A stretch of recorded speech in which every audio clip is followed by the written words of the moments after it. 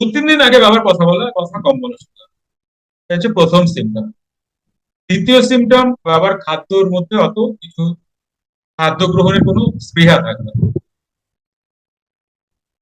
এই ধরনের বেশ কিছু সিমটম বাবার দেখা যেত। মা বুঝে যেতেন এই এই শুরু হলো। এইবার তিনি যখন বসে গেলেন, মা এবার তাকে তাকে আছে। মা এবার,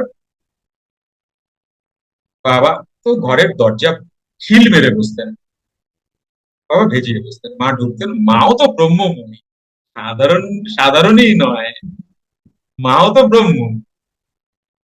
মা তো বুঝতেই পারবে না, একই পাড়ায় বাস, তাই না? কি বলো? একই পাড়ায় বাস, তো বুঝতেই পারবে।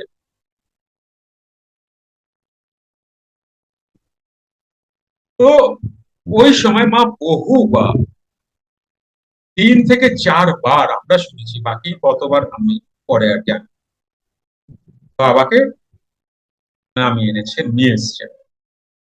এখন তোমার যাওয়া হবে না, মন্দিরের অনেক কাজ বাকি, আমি কি এগুলো পারবো নাকি সামলাতে, ইত্যাদি ইত্যাদি কথোপকথন হয় বাবার সাথে। কখন পেতাম মনে করো, বাবা কখনো যদি কোনো কাজে আসতে না পারতেন, বা হঠাৎ একটু অসুস্থতা এসে গেছে বা কিছু, সেই সময় মা আসতেন। মা এসে এই গোপন কথাগুলো আমাদের বলতেন, তোমাদের বাবা কি করে শোন।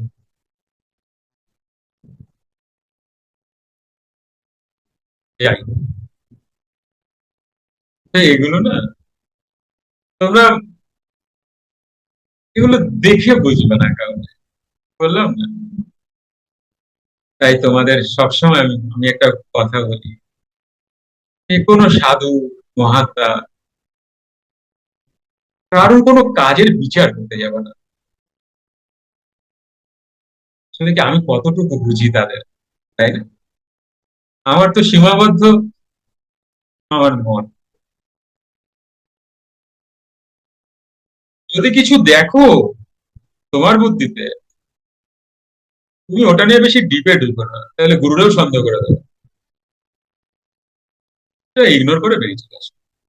আর সাধুদের বিষয় আশয়, এগুলো সাধারণ মানুষরা বুঝতেই পারে।